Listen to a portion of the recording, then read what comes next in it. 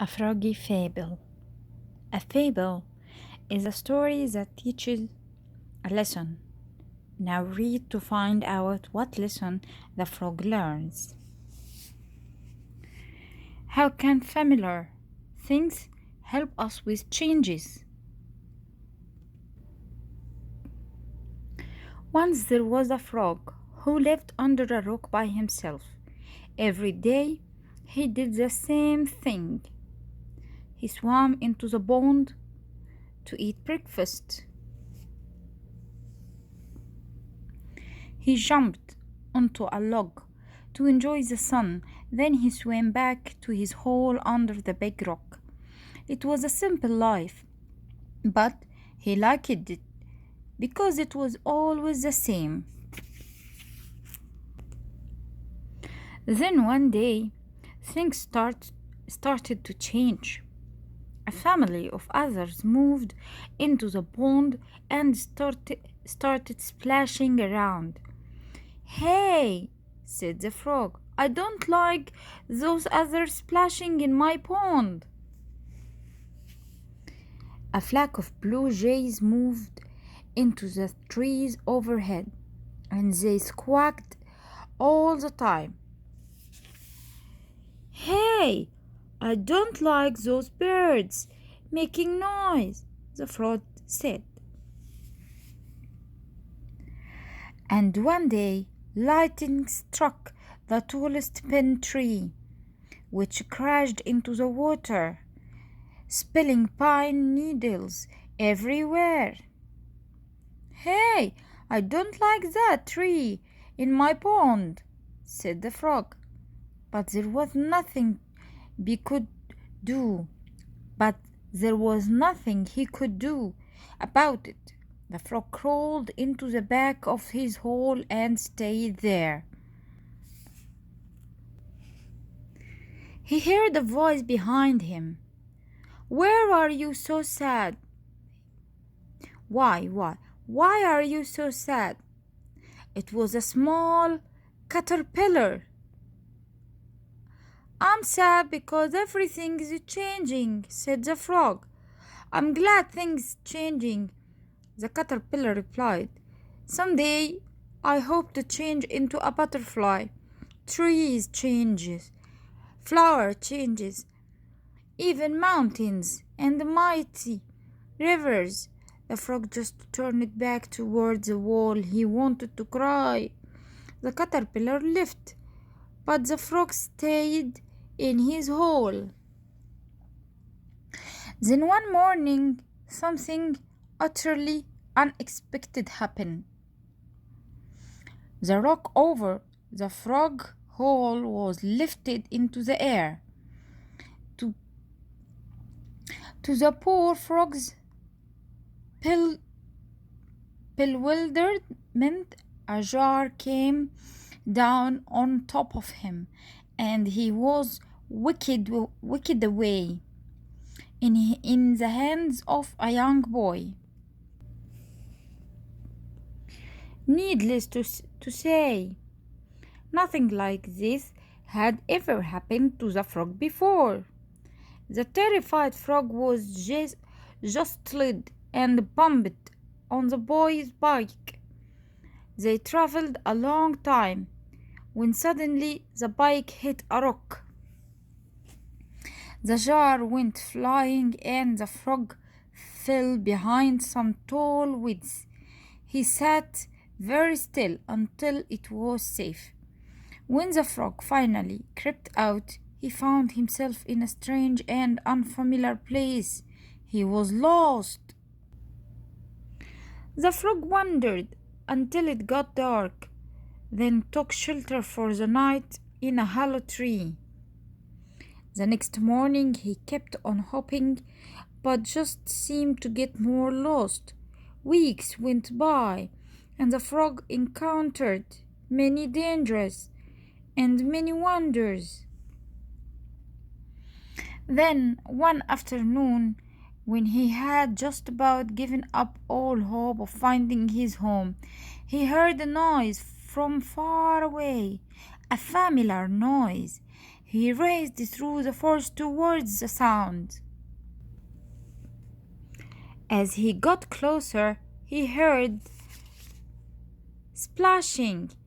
Finally, he emerged into a clearing and saw a beautiful pond. His pond. He was so happy to see the blue jays flapping overhead. He was so happy to see the otter splashing in the water. He was even happy to see the fallen tree right where he had left it. He knew he was home. True, his old rock had been torn away, but he found a perfect spot to dig another hole with an even better view. After that day, the frog didn't mind so much when things changed. He could handle anything. He even tried something new once in a while, and things were never the same again. Let's think critically. Number 1. Every day, the frog did the same thing. What are the same things you do every day? Number 2. How did the frog feel about changes? At the end of the story, what lesson does the author teach with this story? Number 3, how did the frog feel about the changes in his pond at the beginning of the fable? Why did the frog's feelings change after he returned home? What do you know about frogs and where they live? Why would the frog need to live near a pond? Look back and write. Look back at page 34. How does the caterpillar feel about changes? Use details from the selection as you write your answer. I can answer this. Caterpillar feel about changes that changes is good. And once in a while, it's good to have changes, like flower changes, tree changes. And he also hoped to have changes in his life. Answer number 4. What do you know about frogs and where they live? Frogs they live near the ponds, and they dig a hole near the pond because it's near to their food. Why would the frog need to live near a pond? Like we said, frog likes to swim, and frog likes to have a simple life, and the pond have the water to drink and have the food to live. How did the frog feel about the changes in his pond at the beginning of the flap?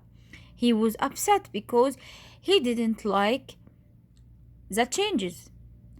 Why did the frog's feeling change after he returned home? Because he was lost so many times, or for a long time. He was lost for a long time, and he hoped to get home.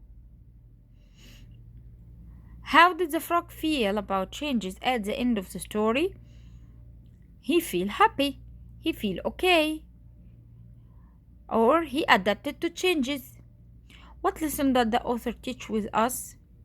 Changes once in a while is very good in our life. What are some things you do every day?